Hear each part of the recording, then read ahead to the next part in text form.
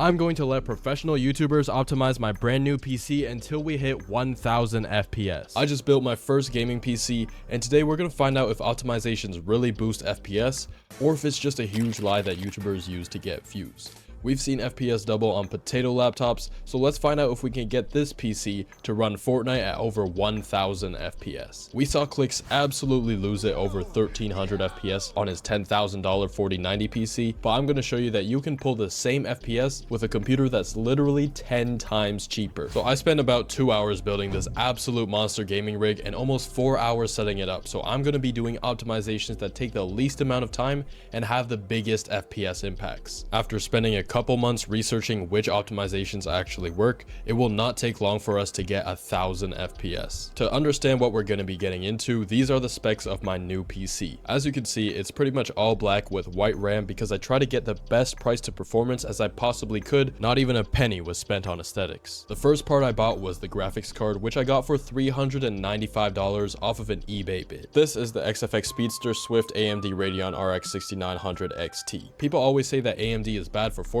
but you'll see from the benchmarks and gameplay that the stutters were fixed with AMD's recent driver updates, and there's pretty much no reason to go with Nvidia if you want pure gaming performance. And this is coming from someone who just switched from an RTX 3060 laptop, but for only $395, you're getting better performance than Nvidia's RTX 3090 for less than half the price, so I definitely could not pass up on this offer. Also, Fortnite is not a very GPU dependent game. We definitely don't need a 4090 to achieve 1000 FPS. With a massive triple fan GPU, I had to pick up this 850 watt 80 plus gold power supply from MSI. For only $89 US, this was the obvious choice. The motherboard is a B650 Eagle AX ATX motherboard, which I bought on sale at $130 US.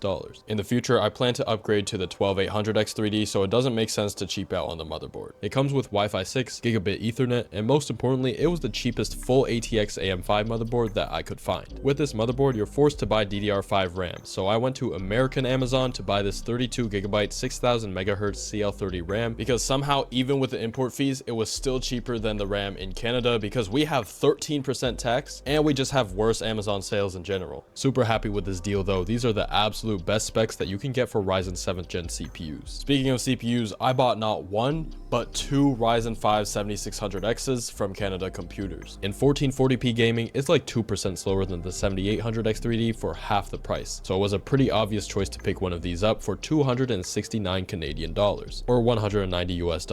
The reason I got two was because I wasn't home when the first one shipped and I was desperate to build this PC as early as possible. I'll be returning my duplicate CPU this week though. But because I decided to go with an AMD CPU, I did not need to spend copious amounts of money on a massive water cooler, so I bought this $17 air cooler from Amazon. Big ugly metal thing, but as you'll see in the benchmarks, we only hover around 70 degrees Celsius, which is a huge improvement compared to the 5800H in my laptop, which was always around 90. And also the 7600X can run up to 95 degrees, so we still have a lot of space to overclock. As a gaming YouTuber, I need a lot of storage to put all my games, so I bought the cheapest 2TB Gen 3 SSD I could find for $98. I'll be putting my YouTube videos on a spare 1TB Gen 4 SSD that I kept in my old laptop. And of course, to fit the massive 33cm GPU, I needed a pretty massive case. But do you know what else is massive?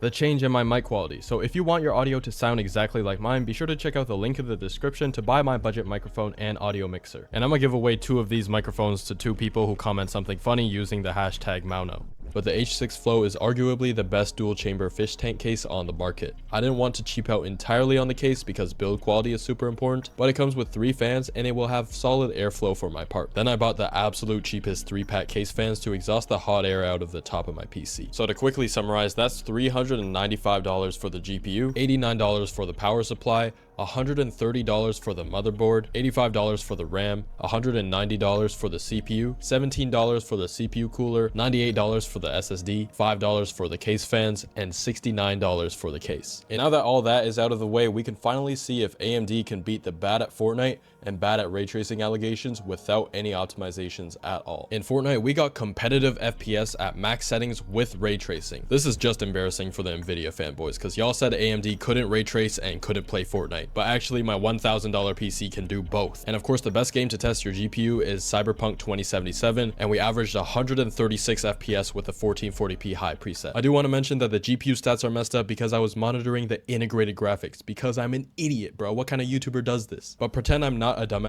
and ignore that, but even in a game that highly favors Nvidia, we were pulling over 100 FPS with the 1440p Ultra preset. But back to Fortnite, we only pulled around 850 FPS in Fortnite Creative while looking at the sky. And then watching a replay of this random player, we're getting around 360 FPS average. But the thing is, our 1% lows drop all the way down to 80 FPS. So the goals for today are to get from 850 FPS to 1000 FPS in creative, go from 360 to 400 FPS in game, and we also need to get that 1% low of 110 FPS to 144 because those stutters are crazy. So the first professional tweaker that we're going to consult for more FPS is Khorvie Tech. I'm not sure if he ever claimed to be a professional tweaker, but he has some of the best optimizations on the platform, so he counts as one for me. Of course, if you want to follow along, you can just watch the video that I have pulled up on the screen right now, but I'm just going to speed through because it is a 40-minute video and it took me 2 days to complete it because I started doing the optimizations at 1 a.m. and I kind of don't feel like optimizing my PC past 2 a.m. After optimizing my PC for a total of 1 hour, this is what happened. The goal was to get 144 FPS for our 1% lows, but we destroyed that and got 188. And unfortunately, we didn't get to hit 1000 FPS in creative. We could only do it on the battle bus. Sure, the consistency and input delay was much better, but we didn't see much of an FPS increase in creative. This was a bit disappointing because before I system restored my PC to do this video, I optimized it in about 10 minutes and pulled more FPS. As you can see, we are pulling over 1000 FPS in creative. And obviously the bad news doesn't just stop there. Earlier in 1440p high settings on Cyberpunk, we were getting 137 FPS,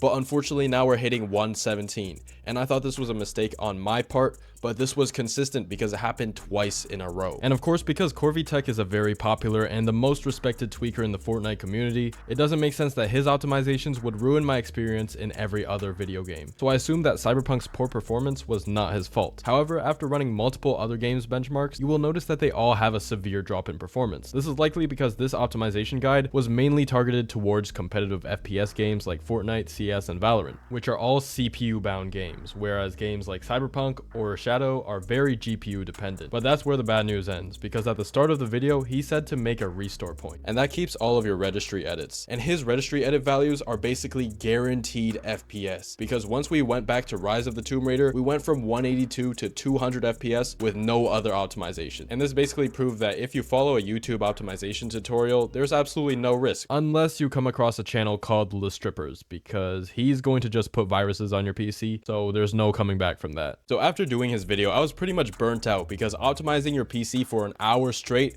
is not something anyone wants to do. However, if you're like me and you care more about 1% lows, stutters, and consistent FPS, you should definitely follow his guide because I managed to start playing with high meshes, and life with high meshes is just so much better, man. One of the goals that I stated at the start of the video was trying to get our 1% low from 110 to 144 FPS, and we managed to crush that. But since I want to get 1000 FPS in creative with only free optimizations, I now realize that that is a very hard task to accomplish. So let me know about other YouTubers I should check out, and definitely watch this video next if you want to see me optimize my old laptop to try and get 400 FPS.